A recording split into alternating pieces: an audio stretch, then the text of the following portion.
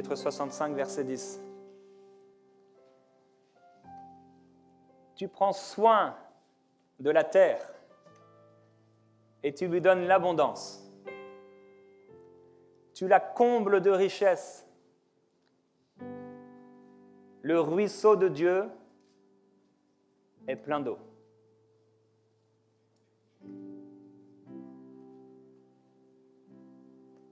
Tu prépares le blé quand tu la fertilises ainsi. Aujourd'hui, je voudrais vous dire que le ruisseau de Dieu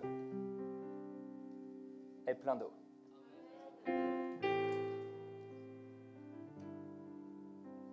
Le ruisseau de Dieu ne manque jamais. Le ruisseau de Dieu est toujours rempli. Il y a tout dans le ruisseau de Dieu. Le ruisseau de Dieu est plein d'eau. Il y a dans le ruisseau de Dieu tout ce dont nous avons besoin. Nous pouvons nous plonger dans le ruisseau de Dieu parce qu'il est toujours plein.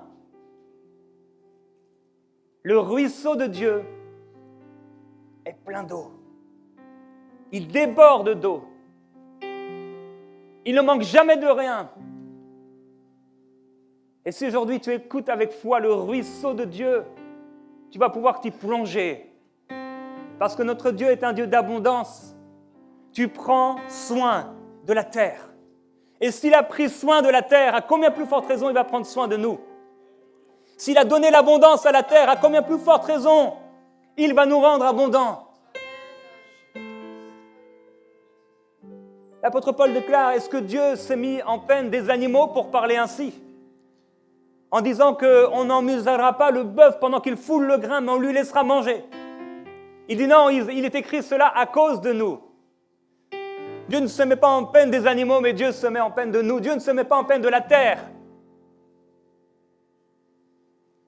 Mais il nous aime, nous. Tu prends soin de la terre. Tu lui donnes l'abondance. S'il prend soin de la terre, il va prendre soin de toi. S'il donne à la terre l'abondance, une terre grasse, productive, il te rendra gras et abondant. Il remplira ton ruisseau.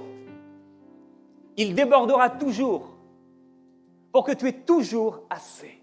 J'aimerais vous dire que lorsque le Saint-Esprit vous remplit, il n'enlève jamais ce dont il vous a rempli.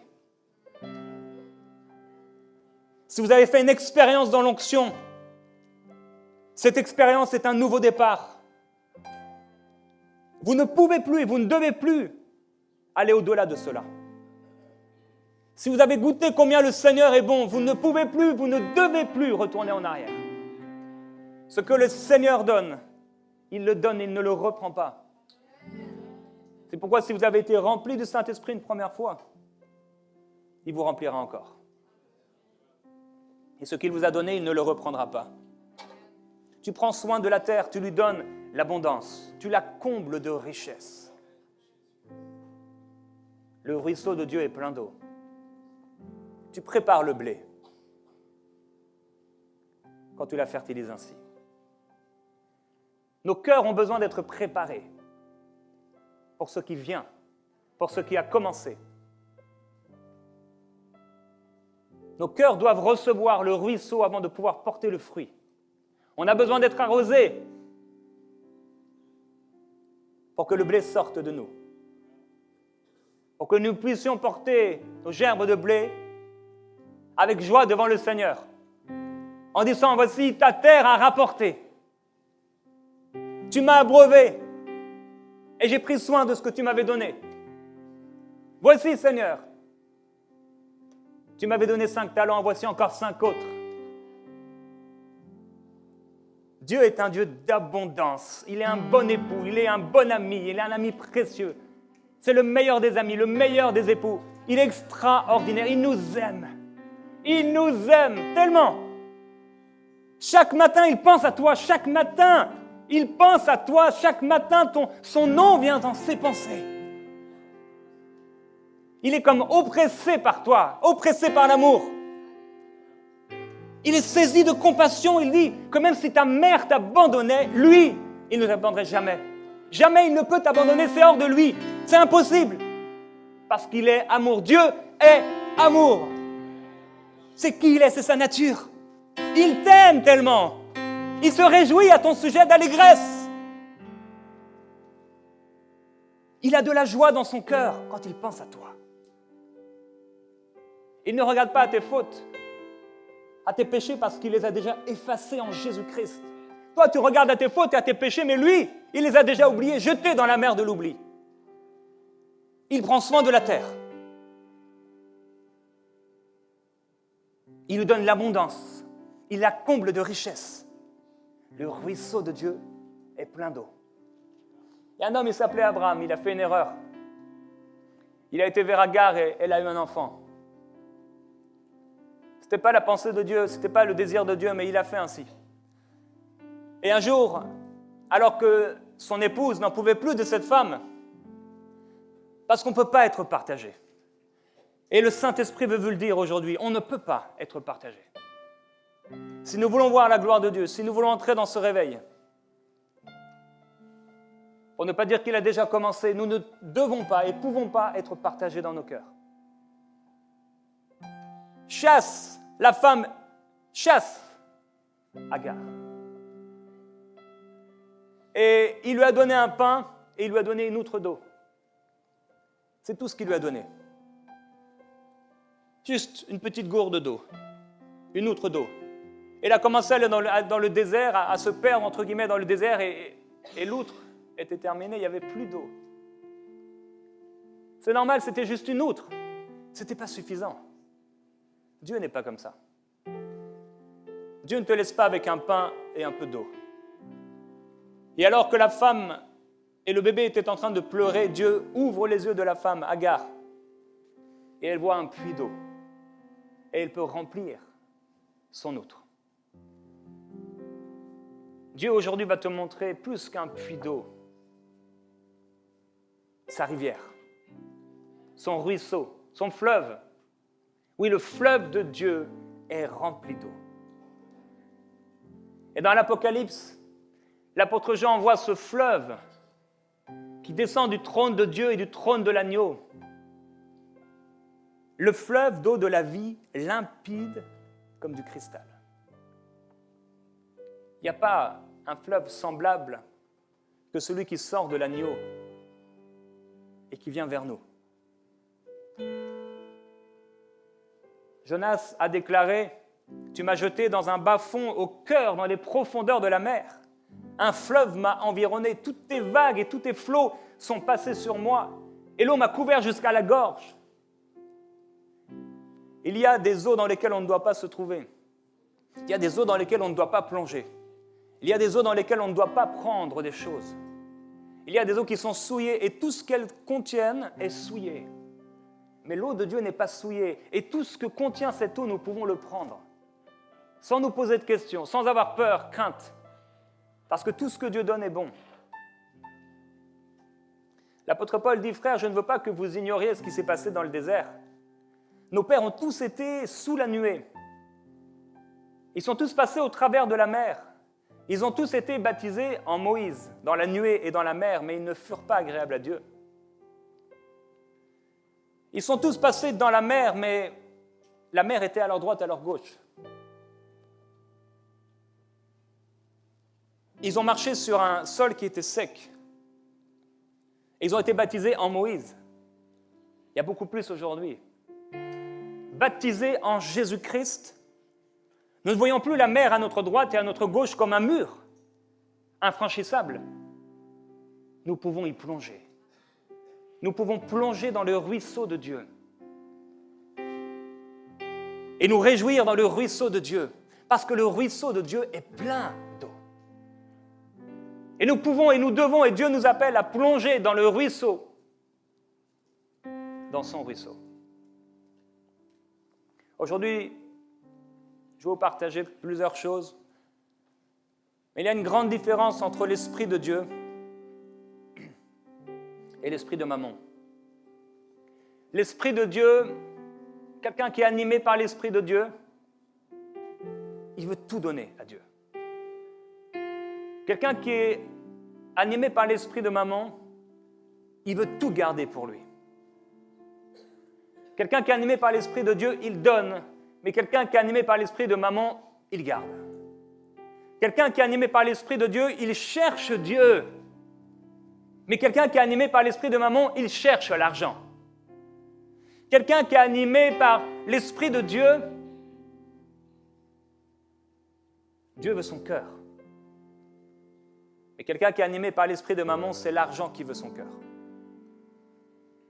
Dieu prend soin de ses enfants. Et c'est pourquoi lorsque Jésus a envoyé ses disciples la première fois, il leur a dit, ne prenez ni or, ni argent. Ne prenez même pas de tunique. Pas d'argent dans vos ceintures. Mais allez-y par la foi. Pourquoi? Ils avaient besoin de comprendre que Dieu était bon. Ils avaient besoin de comprendre que Dieu était bon. S'ils avaient eu l'or, l'argent, ils auraient fait comme d'habitude. Ils se seraient appuyés sur cet or, sur cet argent, mais ils avaient besoin de marcher sur l'eau. Ils avaient besoin d'entrer dans l'eau. Ils avaient besoin de connaître le ruisseau de Dieu qui est abondant. Ils avaient besoin que leur pensée, qui avait été constamment humanisée dans le siècle présent, des façons de penser, des façons d'être. Jésus leur dit, débarrassez-vous de tout cela. Chassez l'esclave. Chassez l'or, chassez l'argent.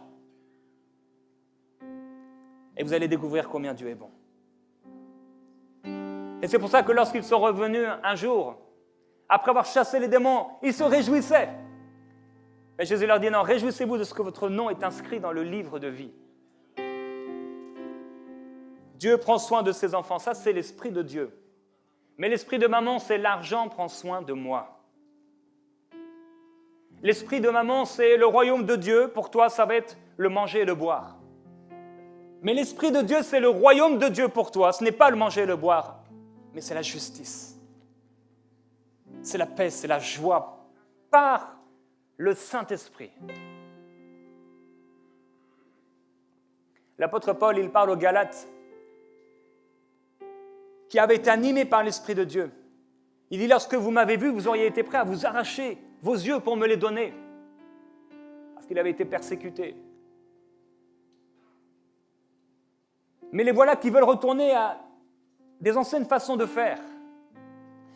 Il leur dit, mais vous qui avez si bien commencé, alors qu'auparavant vous serviez des dieux qui par nature ne l'étaient pas, comment pouvez-vous retourner à ces principes élémentaires sans force et sans valeur auxquels vous voulez à nouveau vous asservir? Aujourd'hui, Dieu veut vous libérer de l'esprit de mammon.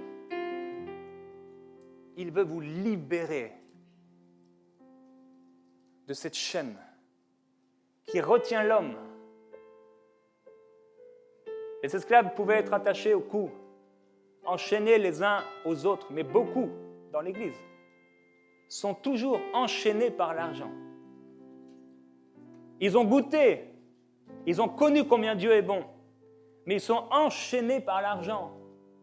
Et ils ne pensent qu'à l'argent. Et ils voient tout à travers l'argent. Et ils ont peur. Et certains sont pris avec un esprit de pauvreté. Et ils ne pensent qu'à l'argent. Ils sont liés par l'argent. Mammon, c'est un esprit de prostitution. L'esprit de mammon va te pousser à chercher l'argent au lieu de chercher Dieu. C'est un esprit qui va te pousser à voler. Le prophète Osée dit, la prostitution, le vin, font perdre le sens. Et mon peuple consulte son bois, c'est son bâton qui lui parle, parce que l'esprit de prostitution égare. Il dira encore, leurs œuvres ne leur permettent pas de revenir à moi, parce que l'esprit de prostitution est au milieu d'eux. L'esprit de mammon, c'est un esprit qui égare les gens. Quand quelqu'un est animé par cet esprit, qui est l'esprit de mammon, il est égaré. La Bible dit que ceux qui se sont attachés à l'amour de l'argent, ils se sont égarés dans des tourments.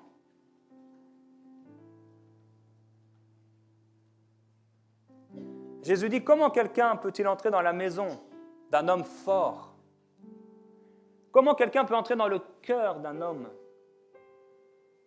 et piller ses biens sans avoir auparavant lié cet homme fort. Alors seulement il va voler sa maison. Quand l'esprit de mammon entre dans le cœur de quelqu'un, et il y entre très tôt,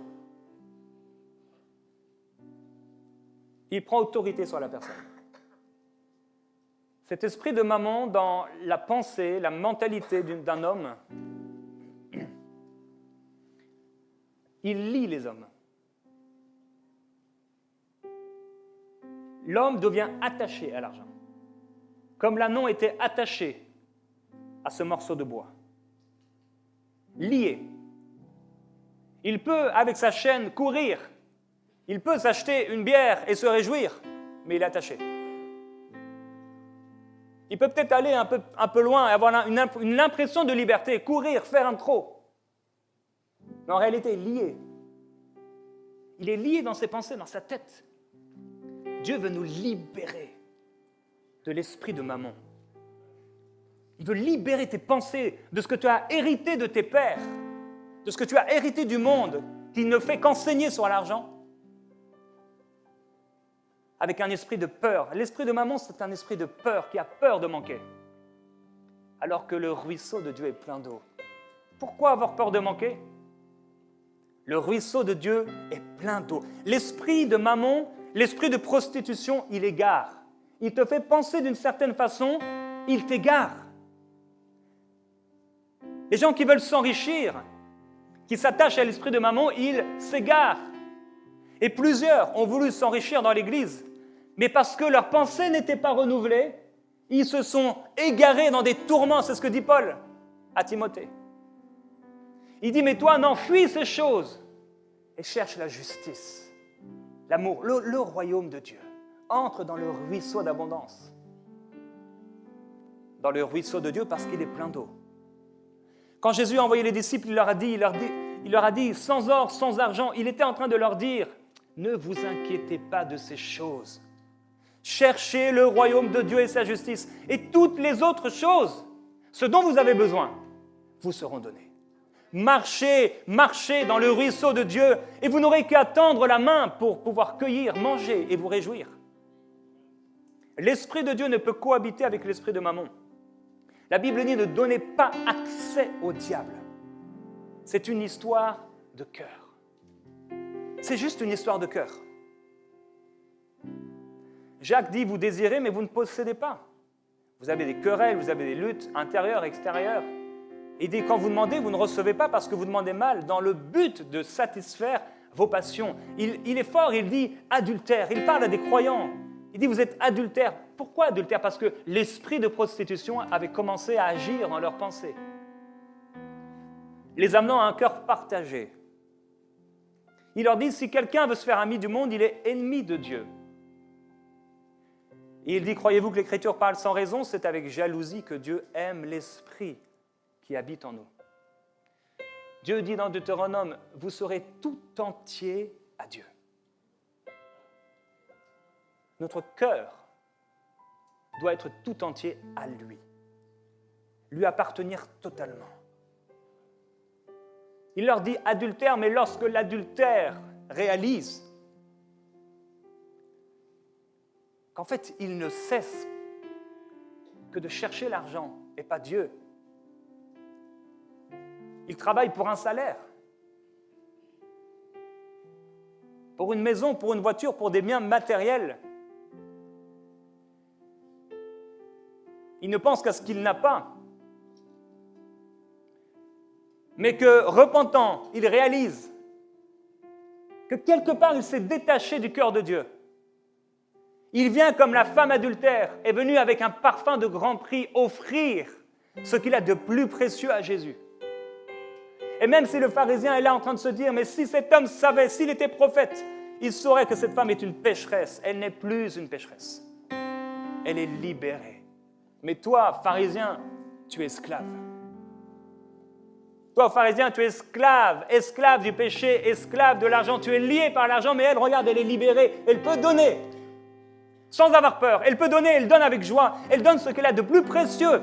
Ça ne lui fait pas peur. Elle n'est pas en train de penser, est-ce qu'elle aura assez demain? Elle a été libérée de l'esprit de mammon. Mais toi, pharisien, tu es encore lié.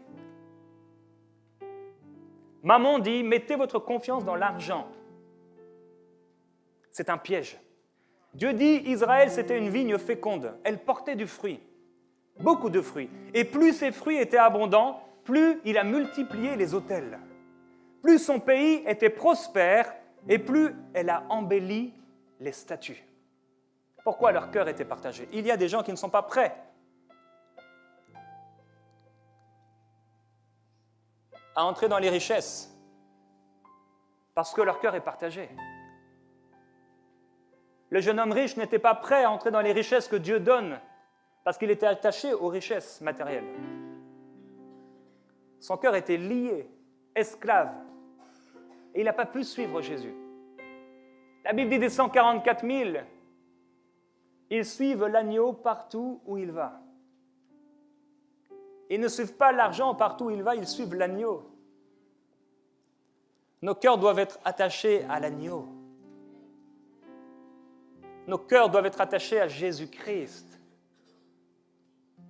Le ruisseau de Dieu est plein d'eau. L'Esprit de Dieu dit, mettez votre confiance en Dieu et non dans l'or ni dans l'argent. Jésus dit, on ne peut pas mettre dans de vieilles outres du vin nouveau, sinon tout éclate. C'est l'histoire des pieds de la statue de Daniel. Ils étaient mélangés. Dieu ne pourra pas mettre son fleuve en toi si Mammon s'y trouve. Tu as besoin de chasser l'esclave.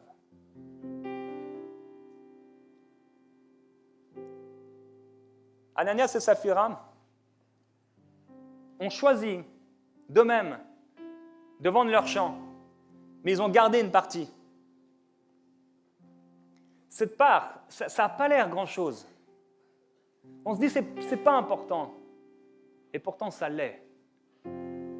L'un après l'autre, ils sont tombés morts parce qu'ils ont menti au Saint-Esprit, parce qu'ils ont gardé une part qu'ils avaient déclarée d'eux-mêmes, de leur propre liberté, offrir à Dieu. Salomon a aimé beaucoup de femmes, mais Dieu lui avait dit, ne prends pas des femmes, de ces femmes étrangères, parce qu'elles détourneront ton cœur de moi. Et alors que Dieu l'avait fait prospérer d'une manière extraordinaire, il avait 120 000 cavaliers, il avait 4 000 écuries, il recevait chaque année 666 talents d'or. Il avait fait des boucliers avec 1050 kilos d'or, de l'or pur, plus d'une tonne d'or. Les boucliers étaient en or. Il était riche et prospère. Et lorsque la reine de Saba est allée le voir, elle était choquée. Non seulement de son temple et de ce qu'il avait personnellement, mais de la provision qu'il avait apportée à tous ceux qui le servaient. La façon dont ils étaient habillés, la façon dont ils mangeaient, et même les serviteurs mangeaient des mets délicats. Ça, c'est une image de Dieu.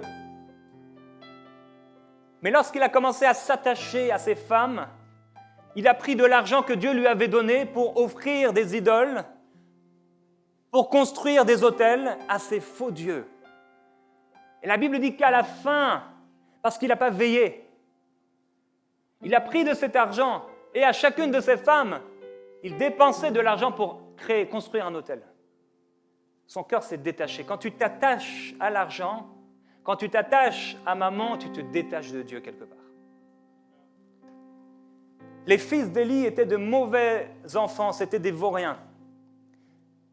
Samuel, lui, peut-être il n'avait pas grand-chose au début, sa mère lui apportait un vêtement par an.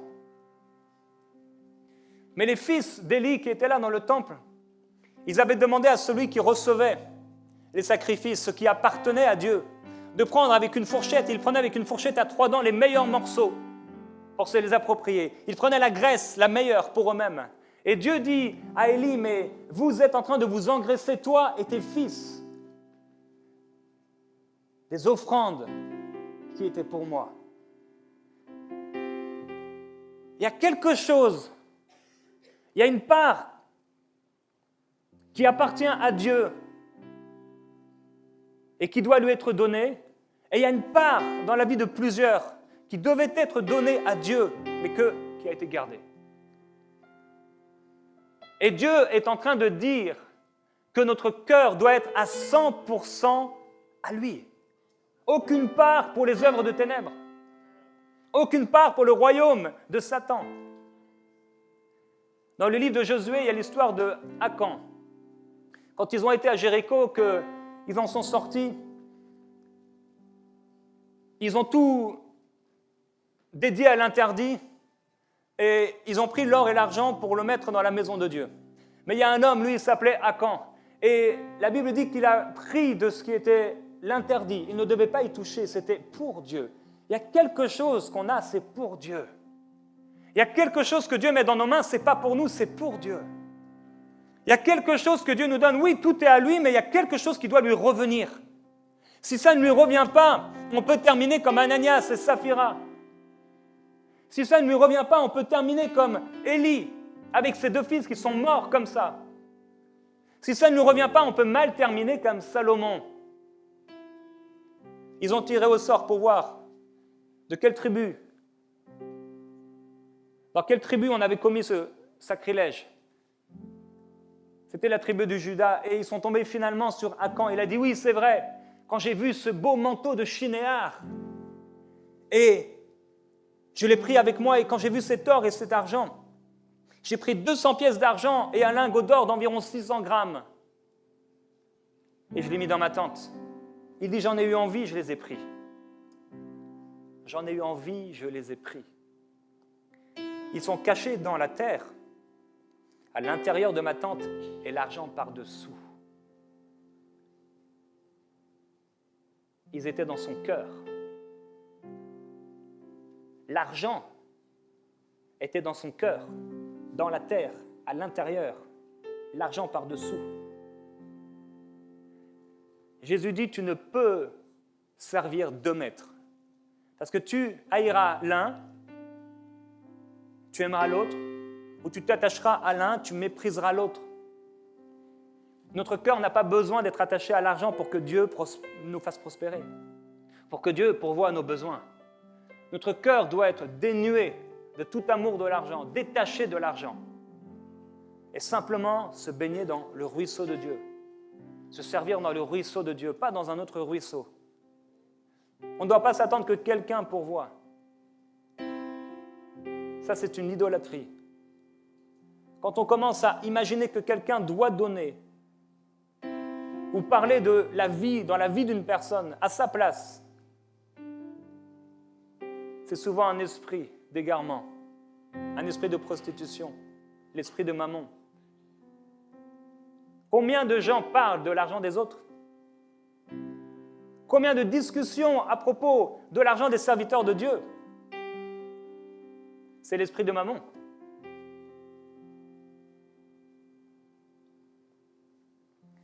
Judas Iscariote, lorsqu'il a vu que cette femme avait offert ce parfum de grand prix,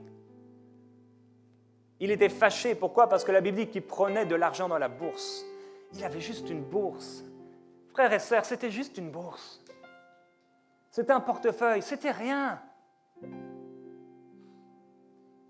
Ce jour-là, il y avait l'équivalent d'une année de salaire. Je ne sais pas, 15 000, 20 000 dollars. Qu'est-ce que c'est? Est-ce que tu vas perdre ton cœur pour 20 000 dollars? Est-ce que tu vas faire un compromis et t'éloigner de Dieu pour 20 000 dollars? Il y a tellement de gens qui s'éloignent de Dieu pour un travail, pour une femme, une relation, pour un peu d'argent. Mais Dieu dit, non, vous m'appartiendrez en propre. Vous êtes à moi. Quand on est serviteur, l'apôtre Paul dit, le soldat n'a pas à s'embarrasser des affaires de cette vie. Il n'a pas lui-même à chercher. C'est son maître qui pourvoit pour lui. C'est pour ça que Jésus envoie les disciples sans or, sans argent, pour leur dire, mais vous n'aurez pas à vous inquiéter. Mais Seigneur, on a toujours fait avec de l'or, on a toujours fait avec de l'argent. Comment on va faire pour se nourrir? Comment on va faire pour être vêtu? Jésus dit, ne vous inquiétez de rien. Je m'occupe de vous. Vous êtes à moi. Le ruisseau de Dieu est plein d'eau. N'allez pas chercher dans une eau souillée pour avoir un petit bijou, une petite pièce. Non, non, plongez vos regards dans la loi parfaite, la loi de la liberté. Pas la loi de l'esclavage, cette loi qui vous rend esclave et qui vous tient au cou. Jésus dit aux pharisiens, vous dites, si quelqu'un jure par le temple, il n'est pas tenu par son engagement. Mais s'il jure par l'or du temple, il est tenu par son engagement. Il dit, vous êtes en train de d'éliminer dans vos boissons, de filtrer vos boissons pour éliminer le moindre moucheron, mais vous mangez le chameau tout entier. Vous nettoyez soigneusement l'extérieur de la coupe, mais à l'intérieur, vous êtes plein de méchanceté, de vol, de cupidité. Il dit, mais qu'est-ce qui est le plus important? C'est le temple ou c'est l'or qu'il y a dans le temple? Il y a des décisions qui sont prises pour l'argent, ça ne devrait jamais se passer. On ne prend pas une décision à cause de l'argent, on prend une décision à cause de Dieu. On n'est pas en train de suivre l'argent, on est en train de suivre l'agneau, parce qu'il va nous faire paître dans de verts pâturages. Sinon, on va s'égarer. Il y avait un homme, il s'appelait Eliashab, c'était un prêtre. À l'époque de Néhémie, il avait la responsabilité des salles de la maison de Dieu. Et il y avait quelqu'un qui était là, un proche, qui s'appelait Tobija, et cet homme avait aménagé une grande pièce pour son ami. C'était auparavant une salle où on déposait les offrandes, entre autres pour les Lévites. Mais il a donné cette chambre à cet homme. Là où auparavant on mettait les offrandes et tout ça pour les Lévites, maintenant, l'endroit qui était consacré pour recevoir les offrandes, c'était la chambre de quelqu'un. Comme Ananias et Saphira, il garde une part. Comme Salomon, la part qui était pour Dieu, il l'amène maintenant ailleurs. Il y a une part qui appartient à Dieu. Comme les fils d'Élie, c'était une part, c'était la part pour Dieu. Mais lui, il la garde. Vous savez bien, en effet, aucun être toujours désireux de posséder plus, c'est-à-dire cupide, c'est-à-dire idolâtre, n'a d'héritage dans le royaume de Dieu. Il y a un grand danger à être toujours désireux de posséder plus. On doit désirer de posséder plus de Jésus, plus du Saint-Esprit, plus de la gloire de Dieu, plus de sa présence, plus de son amour, plus de sa bonté, plus de sa justice. Jésus entra dans le temple de Dieu, il chassa tous ceux qui vendaient et qui achetaient dans le temple. Il renversa les tables des changeurs d'argent et les sièges des vendeurs de pigeons, où il a dit « Ma maison sera appelée une maison de prière. Vous en avez fait une caverne de voleurs. » Il est temps de chasser l'esclave. Il est temps de chasser l'esprit de Mammon. Il est temps de le chasser de ton cœur. Parce que c'est attaché à toi. Et ta vie, elle est dirigée par l'argent, par un travail. Elle est dirigée par des gens. L'argent te tient et t'asservit. Et Jésus dit, obligatoirement, tu me méprises. Parce que quand je te demande de donner, tu ne donnes pas. Tu es attaché à cette idole. C'est pour la liberté que Christ nous a affranchis. Demeurez donc fermes et nouveaux. Laissez pas remettre sous l'esclavage. Ne redevenons pas ce que nous étions auparavant, quand on cherchait l'argent. Cherchons Dieu. Jésus dit, quiconque boit de cette eau aura encore soif.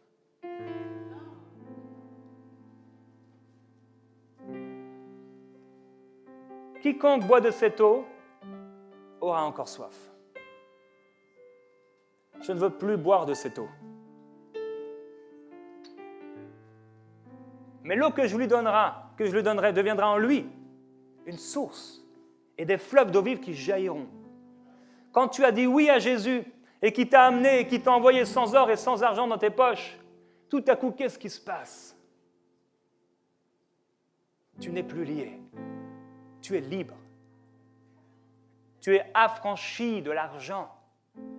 Tu ne t'inquiètes plus. L'inquiétude ne fait plus partie de ta vie. Parce que c'est ton Père maintenant qui pourvoit à tes besoins. Et quand tu as un besoin, tu n'imagines pas que quelqu'un va te faire une offrande, que quelqu'un va te donner de l'argent.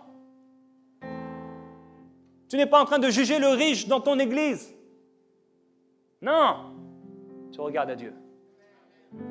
Quiconque boit de cette eau, il aura encore soif. Si on boit dans l'argent, on aura encore soif. On ne sera jamais satisfait. Jamais. Les plus riches de ce monde ne sont pas satisfaits. C'est comme l'œil. Il n'est jamais satisfait de voir. Il veut voir encore. Quiconque boit de cette eau, il aura encore soif. Élimas, c'était un magicien, il cherchait à détourner la foi du proconsul. Et Saul va lui dire, toi qui es rempli de toute espèce de fraude, l'esprit d'Élimas, pas d'Élimas, quoique, l'esprit d'Élimas, c'est l'esprit de Mammon. C'est quelque chose qui est dans l'homme, et ça ne se voit pas, c'est caché. C'est comme les pharisiens, c'est très beau à l'extérieur, mais qu'est-ce qu'il y a à l'intérieur? C'est ce truc qui fait que tu penses tout le temps à l'argent. Ça revient régulièrement. Soit pour en avoir plus, soit parce que tu n'as pas assez. L'un ou l'autre cas, ça te revient. Et tu y penses. C'est l'esprit de prostitution. Ne vous inquiétez pas pour le manger et le boire, ça ce sont les païens qui le recherchent. Hérode, habillé de sa tenue royale, était assis sur son trône. Il adressa un public et le peuple s'est mis à crier « Ce n'est plus la voix d'un homme, c'est la voix d'un Dieu !» Un ange du Seigneur le frappa immédiatement parce qu'il n'avait pas donné gloire à Dieu. Et il mourut, rongé par les vers. C'est l'esprit de Mammon qui ne rend pas la gloire à Dieu. Comme Nebuchadnezzar qui, au bout d'un moment, dit « Oh, toutes ces richesses, c'est grâce à moi. » Et en un instant, il se retrouve comme un animal. Il perd sa sagesse, il perd son intelligence, parce qu'il s'est appuyé sur des richesses naturelles, au lieu de s'appuyer sur Dieu. Lorsque Simon, l'ancien magicien, a vu que le Saint-Esprit était donné par l'imposition des mains, il a été voir les apôtres, il leur a donné, il est venu avec un peu d'argent, il leur a dit « Est-ce que c'est possible que je puisse vous payer pour que celui à qui j'imposerai les mains puisse recevoir le don du Saint-Esprit ?» Et les apôtres ont été choqués. Ils ont dit « Mais que ton argent périsse avec toi, parce que tu as cru que le don de Dieu pouvait s'acheter. » Le don de Dieu ne s'achète pas. La provision de Dieu ne s'achète pas. L'amour de Dieu ne s'achète pas. Tout ce qui vient de Dieu ne s'achète pas. Le ruisseau de Dieu ne s'achète pas. On ne peut pas acheter le don de Dieu. On ne peut rien donner pour. On ne peut pas l'acheter, on ne peut pas. Notre argent est insuffisant. Même le plus riche de la terre, c'est insuffisant pour avoir qu'une seule goutte, une petite goutte du sang de Jésus. Ça, c'est l'esprit de Mammon. Il pense qu'avec son argent, il peut. Il lui dit, ton cœur n'est pas droit devant Dieu. Tu ne peux pas acheter les fleuves de Dieu. Notre cœur doit être droit, entier, pour lui. Juste à lui. Juste pour lui. L'esprit de Mammon, c'est cet esprit qui nous pousse à nous appuyer sur autre chose que Dieu. Dieu dit, ils tiennent conseil sans moi. Ils font des alliances sans mon esprit. Ils sont en marche, ils descendent en Égypte sans me consulter pour chercher un refuge auprès de Pharaon. Ils cherchent un refuge auprès de la banque. Ils cherchent un refuge auprès d'un ami riche. Ils cherchent un refuge auprès de quelqu'un qui a de l'argent sans me consulter. Au lieu de me consulter moi, de mettre ma confiance, leur confiance en moi, ils cherchent un secours en Égypte. Je refuse l'esprit de l'Égypte. Je refuse l'esprit d'Agar, l'esprit de l'esclave. Il n'aura pas de place en moi. Non, le diable n'a rien en moi, dit Jésus. Ils veulent chercher un abri à l'ombre de l'Égypte. Le refuge du Pharaon tournera à votre honte et l'abri à l'ombre de l'Égypte à votre confusion. Tous seront honteux au sujet d'un peuple qui ne leur sera pas une aide, ni pour les secourir, ni pour les aider, mais qui fera leur honte. Il dit, ils portent à Dodan leur richesse, sur la bosse des chameaux leur trésor. Et ils sont contents, ils ont été voir en Égypte et ils reviennent avec argent, richesse, sur leurs chameaux, à un peuple qui ne leur sera d'aucune aide, car le secours de l'Égypte n'est que vanité et néant. Mais nous, c'est dans le calme et la confiance que sera notre force. La confiance en notre Dieu. Le ruisseau de Dieu est plein d'eau. Je n'ai pas besoin de quémander. Je n'ai pas besoin de supplier un homme. Je n'ai pas besoin de m'attendre à un homme. Je veux m'attendre à Dieu. Dieu va nous amener quelque part. Il est en train de nous amener quelque part. Mais il nous dit, par l'esprit prophétique, veillez pour vous attacher à moi sans distraction. Veillez pour vous attacher à moi et non à l'or et à l'argent. Veillez parce que le ruisseau de Dieu est plein d'eau. Suivez l'agneau. Suivez l'agneau avec les 144 000 dans laquelle il ne se point trouvé de mensonge dans leur bouche. Suivez l'agneau. Si on suit l'agneau, frères et sœurs, on va y entrer. Si on suit l'agneau, il va nous amener sur ce chemin, il va nous amener sur ce terrain et nous allons voir les âmes. Nous allons voir ce réveil auquel nous aspirons, que nous désirons.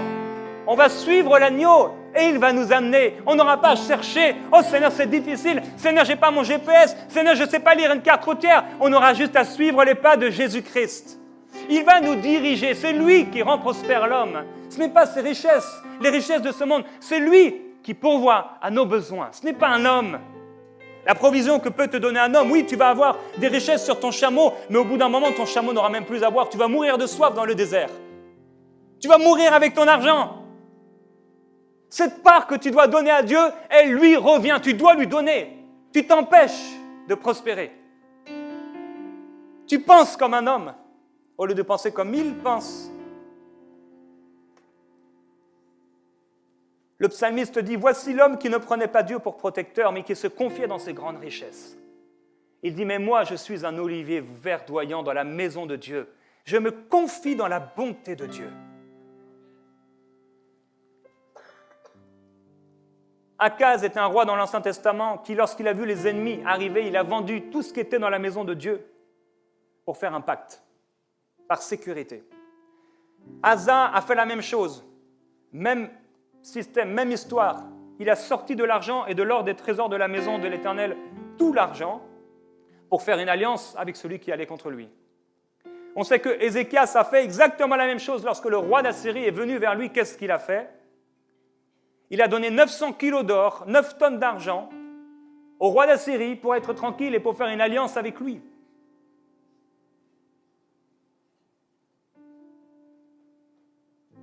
Nos choix et nos décisions montrent réellement sur qui on s'appuie.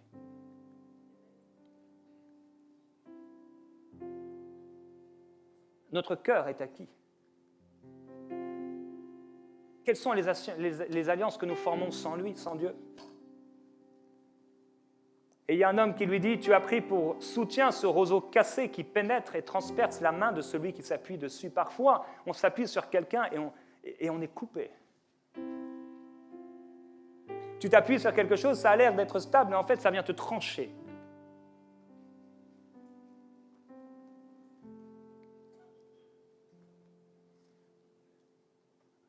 Il y a une part qui revient à Dieu. Il y a une part qui lui revient. Il y a une part dans ce qu'on a qui lui revient. Dans l'Ancien Testament, il dit, vous prélèverez la portion consacrée. Et quand la 3e année, ils allaient apporter une dîme particulière, ils disaient, voici, j'ai enlevé de ma maison ce qui est consacré, je l'ai donné aux Lévites, à l'étranger, à l'orphelin, à la veuve. Je n'ai rien mangé de tout cela, même quand j'étais en deuil, je n'ai pas utilisé cet argent pour un usage impur, même à l'occasion d'un décès pour offrir, pour faire un cadeau. Non, il y a quelque chose qui appartient à Dieu, frères et sœurs, il ne faut pas le toucher. C'est pour lui. Si par un seul homme, le péché est entré dans le monde, à combien plus forte raison nous allons régner en abondance, en justice, par Jésus-Christ, afin de marcher en nouveauté de vie, mort au péché. On n'a pas reçu un esprit de servitude pour être encore dans la crainte. On n'est plus des esclaves, la peur de manquer. Mais on a reçu un esprit d'adoption qui crie en nous « Abba, Père ». Et si nous sommes enfants, nous sommes aussi héritiers de Dieu. Prophétiquement, Dieu a voulu montrer c'était quoi cet héritage. Parce qu'ils ont exploré le pays promis, ils sont revenus, ils ont dû porter à 2 une grappe de raisin. Le ruisseau de Dieu est plein d'eau. Vous vous souvenez de l'histoire de ces 4 lépreux? Ils étaient là dans la ville qui était encerclée et les gens mouraient de faim parce qu'il y avait les ennemis tout autour, au point où les femmes mangeaient leurs enfants. Il ne restait plus, même dans la royauté, dans la ville tout entière, il ne restait que 5 chevaux. Et les 4 lépreux, ils se sont dit, bon, on va aller se rendre aux ennemis. Peut-être ils nous laisseront la vie, alors on vivra. Et quand ils ont été dans cette ville, Dieu avait fait retentir un bruit. Et tous leurs ennemis étaient partis en courant. Ils avaient laissé derrière de nombreux kilomètres leurs vêtements, leurs affaires. Et là, les lépreux ont commencé à aller de temps en temps prendre de l'or et de l'argent, mais il y avait trop. Il y a trop dans le ruisseau de Dieu pour une seule personne. Tu peux donner libéralement, avec générosité, parce qu'il y a toujours assez. Il y a toujours assez dans le ruisseau de Dieu. Et au bout d'un moment, ils ont dit, mais qu'est-ce qu'on fait? Il ne faut pas que la malédiction s'attache à nous. Pourquoi? Parce qu'il y avait une part pour les autres. Ils ont commencé à aller, et le jour même, alors qu'auparavant, on vendait des fientes de pigeons, pour peu d'argent, on pouvait manger maintenant. À l'époque de Noé, lorsque le déluge s'est abattu, la Bible dit qu'il y avait tellement d'eau, il y a tellement d'eau dans le ruisseau de Dieu, il y avait tellement d'eau que même les montagnes les plus hautes sur la terre étaient immergées dans l'eau. Regarde les montagnes les plus hautes, elles étaient immergées sous le ruisseau de Dieu. Dieu est riche, rempli. Il veut te remplir ton esprit, remplir ton cœur. Après, tu suis l'agneau. Il te dit quoi faire, comment faire. Il te dirige. Le peuple a réclamé des cailles, de la viande. Et Dieu a fait souffler un vent de la mer. Et les cailles ont été dispersées jusqu'à une journée de marche tout autour du camp. Et alors le peuple a été pendant 2 jours et une nuit entière ramenant des cailles. La Bible dit qu'il n'y a pas une personne qui en a ramené moins qu'une tonne. Ils ont ramené 1000 kilos chacun. Il y avait trop. En fait, il y avait des milliers de tonnes. La Bible dit qu'il y avait jusqu'à 1 mètre de viande. J'aimerais te dire qu'il y a assez dans le ruisseau de Dieu.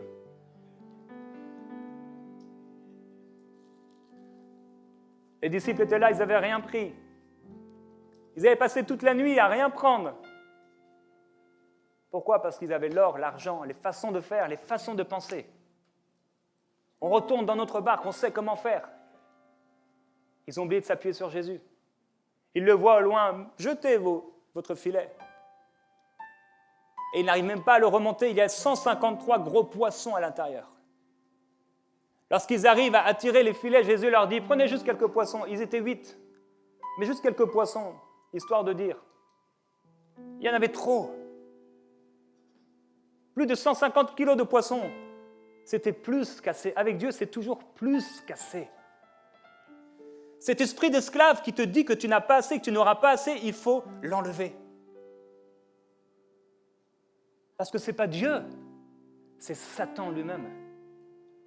C'est Satan qui te dit qu'il n'y aura pas assez. C'est Satan qui te fait peur. C'est Satan qui te fait avoir de mauvaises pensées. C'est Satan qui t'empêche de dormir. Ce n'est pas Dieu. Dieu ne t'empêche pas de dormir. Dieu, il te fait dormir. Il dit que pendant que tu dors, il donne à son bien-aimé pendant son sommeil. Notre Dieu est un bon Dieu. Il pourvoit. C'est un Dieu d'abondance. Il prend soin de la terre. Il lui donne l'abondance. Il la comble de richesses. Le ruisseau de Dieu est plein d'eau. Il veut remplir ta vie d'abondance, de richesse, pour que tu aies toujours assez et plus qu'assez pour toute œuvre bonne. Que l'argent ne soit plus un problème dans ta vie quand tu n'es plus lié à l'argent. Il n'y a pas de problème. Dieu peut te faire prospérer. Il peut te donner si tu veilles, si tu continues à suivre l'agneau. Et pendant que Dieu va faire prospérer plusieurs parmi nous, il faudra continuer de suivre l'agneau. Parce que sinon, nos cœurs vont se détourner de Jésus. Et on va s'attacher à ces choses vaines. Mais Dieu, oui, va nous faire prospérer parce qu'il a un plan. Il va faire prospérer des hommes, des femmes ici et qu'il va amener pour que nous puissions atteindre ses objectifs. Nous allons voir sa gloire. Mais nos cœurs doivent toujours être 100% à lui et suivre l'agneau. Et il va nous amener dans des verts pâturages en tout temps. On n'aura jamais à s'inquiéter. Vous verrez jamais le pasteur Joël vous supplier, s'il vous plaît, un peu d'argent. Non, parce qu'on va suivre l'agneau ensemble. On n'aura pas à quémander, on n'aura pas à supplier, parce qu'on n'est pas attaché à l'argent. Ce n'est pas nous qui courons après l'argent, c'est la bénédiction qui s'est attachée à nous, qui s'attache à nous. Parce que notre cœur est à lui, parce qu'on l'aime. Et il sait, et il connaît. On peut nous juger, mais il connaît ce qui est dans notre cœur.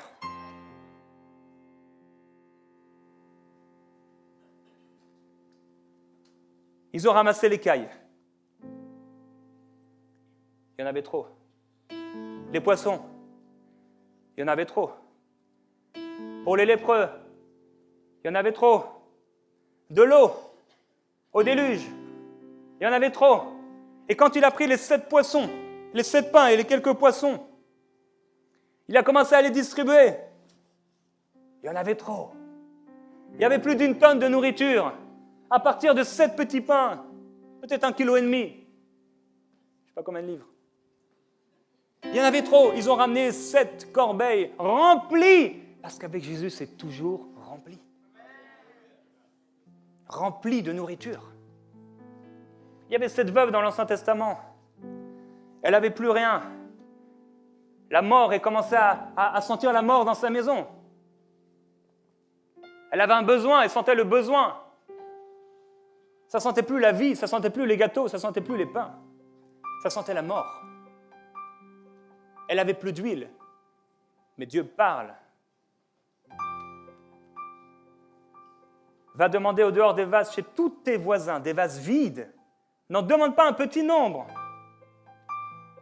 Et quand tu seras rentré, tu fermeras la porte sur toi. Oh oui, il faut fermer la porte. Parce qu'on ne donne pas nos perles au pourceau. Et sur tes enfants. Ils n'ont pas besoin de voir le miracle.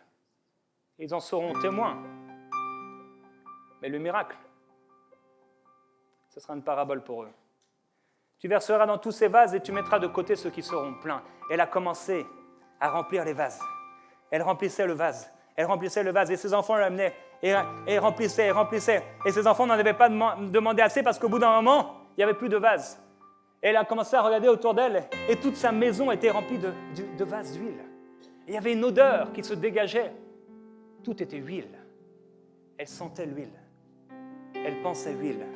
Elle voyait huile. Elle voyait partout, c'était l'huile.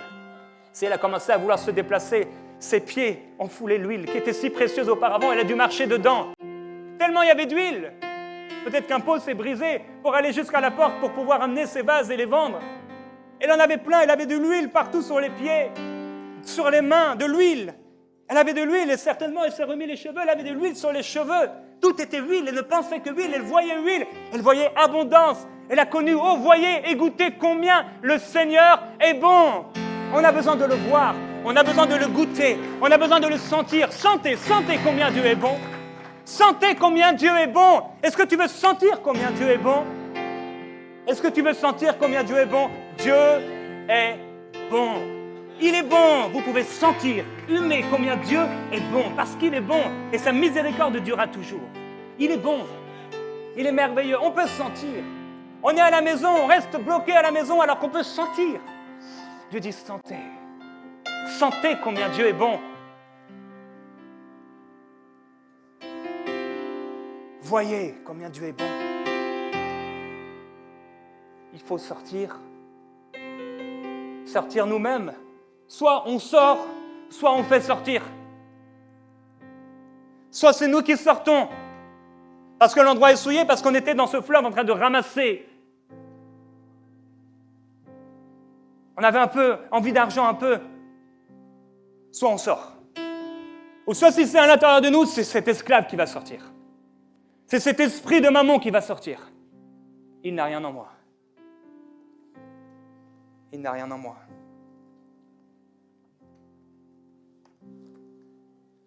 Il y a une femme, elle s'appelait Noémie. À un moment, il y avait la famine dans le pays. Elle a été ailleurs et s'est déplacée. Et Noémie s'est déplacée dans ce pays avec son mari, avec ses 2 fils. Ses 2 fils ont épousé des femmes. Et son mari est mort, elle se retrouvait veuve avec ses 2 belles-filles, ses 2 fils, et ses 2 fils sont morts, toute seule avec ses 2 belles-filles, sans aucun moyen de subvenir à ses besoins. Elle se retrouve dans un problème. Elle change son nom, elle dit « Appelez-moi Mara », c'est-à-dire « amère ». Et finalement, il y a cette jeune femme, Ruth, qui va la suivre. Pendant que l'autre, Orpa la laisse, elle dit « Ne me pousse pas à te quitter. Où tu iras, j'irai. Où tu demeureras, je demeurerai. Ton peuple sera mon peuple et ton Dieu sera mon Dieu. » Je vais suivre l'agneau. Je vais suivre l'agneau. Je vais suivre les façons de penser de Dieu. Je vais suivre la façon de voir de Dieu. Je vais suivre et marcher dans le ruisseau de Dieu. Ce ne sera plus un mur à ma droite, à ma gauche. Non, je serai dans le ruisseau de Dieu. Je vais me plonger dans le ruisseau de Dieu. Elles sont arrivées à Bethléem, c'était le début de la moisson des orges. Et Noémie avait un parent de son mari, c'était un homme, la Bible dit qu'il était puissant et riche. Il s'appelait Boaz. Et Ruth a dit, je vais aller au champ pour glaner des épis.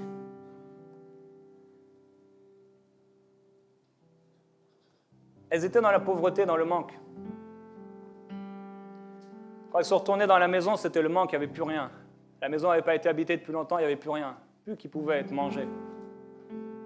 Ruth avait une espérance. Je vais glaner quelques épis. Je vais amener à ma belle-mère un peu d'épis. On va pouvoir manger un petit peu peut-être ce soir. Elle avait l'espérance de pouvoir glaner quelques épis et elle est partie. La Bible dit, elle partit et s'en vint glaner dans un champ, derrière les moissonneurs. Et il se trouvait que ce champ appartenait à Boaz.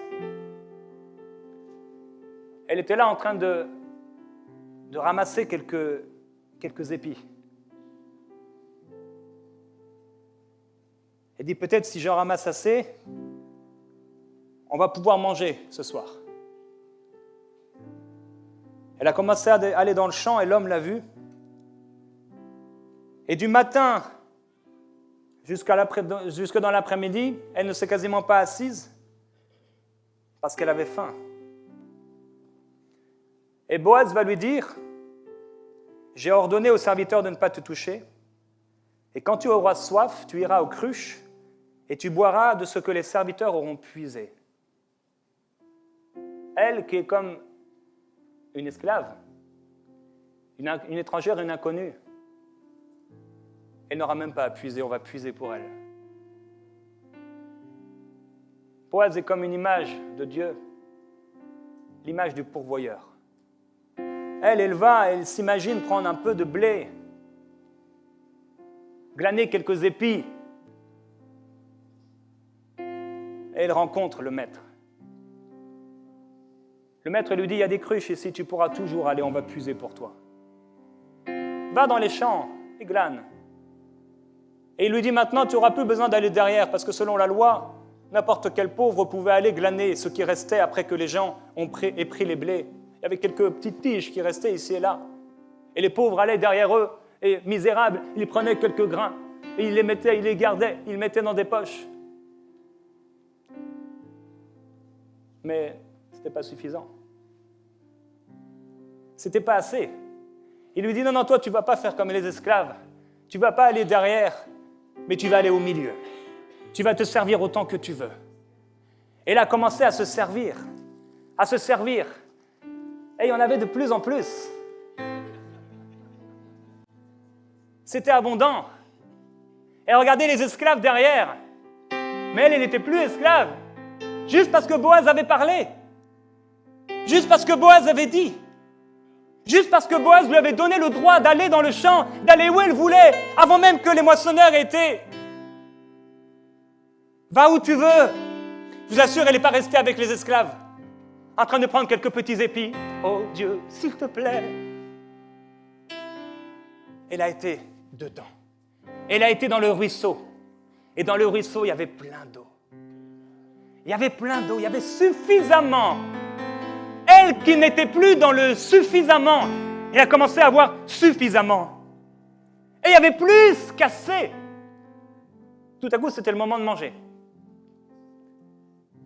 Et là, on lui fait une place avec les serviteurs. Et Boaz, type de Dieu, lui tend du grain rôti. La Bible dit, elle s'assied à côté des moissonneurs. Boaz lui dit, approche, mange du pain et trempe ton morceau dans la vinaigrette. Il lui tendit un tas de grains rôtis. Elle mangea, se rassasia et garda le reste. Plus qu'assez. Il y avait plus qu'assez. Elle n'a pas pu finir son assiette, il y avait plus qu'assez. Il a dit, elle va glaner entre les gerbes, sans que vous lui fassiez d'affront. Ne lui faites pas de reproches.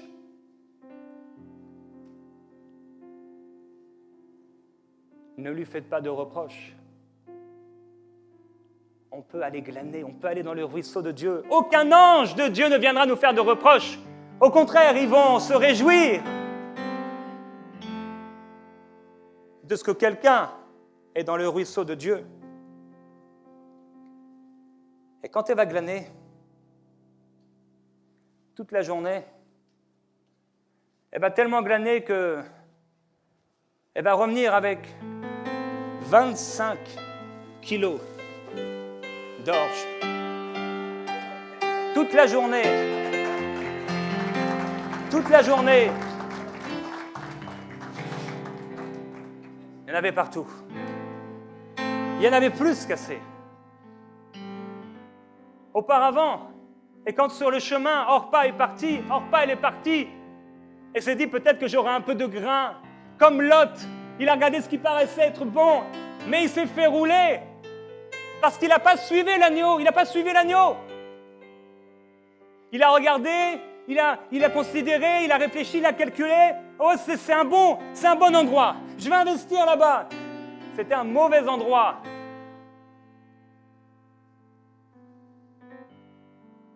Et quand tu suis l'agneau, tu ne te fais pas rouler. Parce que tu n'es pas rempli de convoitise, l'esprit de maman n'est plus en toi. Tu n'es pas en train de baver quand tu as une affaire et tu as peur tu es dans la précipitation. Non, il faut tout de suite acheter. Non. Ça, c'est maman. Dieu ne te précipitera jamais en te disant « Il faut que tu achètes tout de suite, tout de suite, tout de suite !» Non, c'est dans le calme et la confiance que sera ma force. On n'a pas besoin de s'inquiéter au sujet de la neige qui va tomber demain.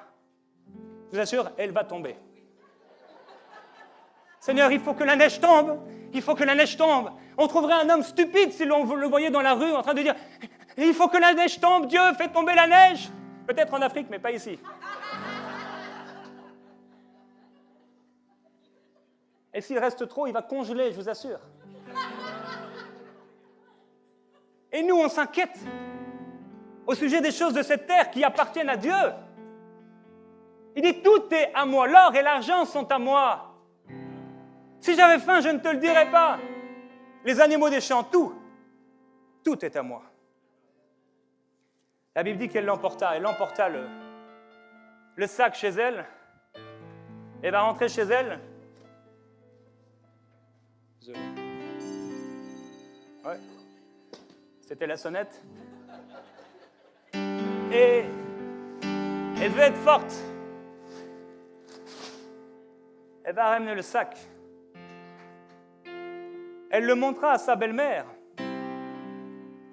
et sortit le surplus de son repas et le lui donna. Elles avaient connu la famine. Elles avaient eu faim. Quand elles marchaient vers la maison, Noémie a commencé à changer son nom. Je ne suis plus tendresse, c'est ce que son nom voulait dire. Je suis plus prospère, je suis amer. Je suis pauvre, je suis dans le manque, je suis esclave. C'est ce que je suis. Elle a dit, ne m'appelez plus tendresse, ne m'appelez plus Noémie, mais appelez-moi Mara. Parce que Dieu a été méchant envers moi. C'était son image de Dieu. Et quand ce jour-là, elle était dans sa maison, peut-être en train de prier, de supplier le Dieu qu'elle pensait connaître, ce Dieu méchant, elle s'était formée un Dieu à son image, à l'image de son manque.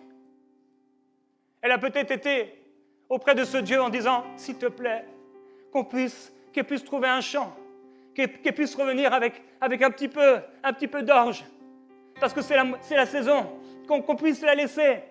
Et peut-être elle était là inquiète comme des parents le soir qui attendent leur enfant. Elle a entendu la sonnette.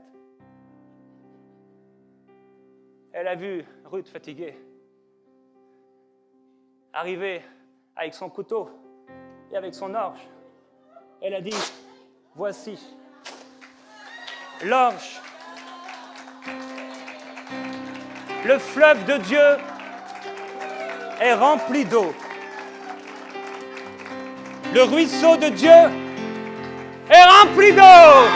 Yeah! Wouhou! Alléluia! Il prend soin de la terre. Il lui donne l'abondance. Il la comble de richesse. Le fleuve de Dieu est rempli d'eau. Plus vite, le fleuve de Dieu est rempli d'eau. Il visite la terre. Il la comble de richesse.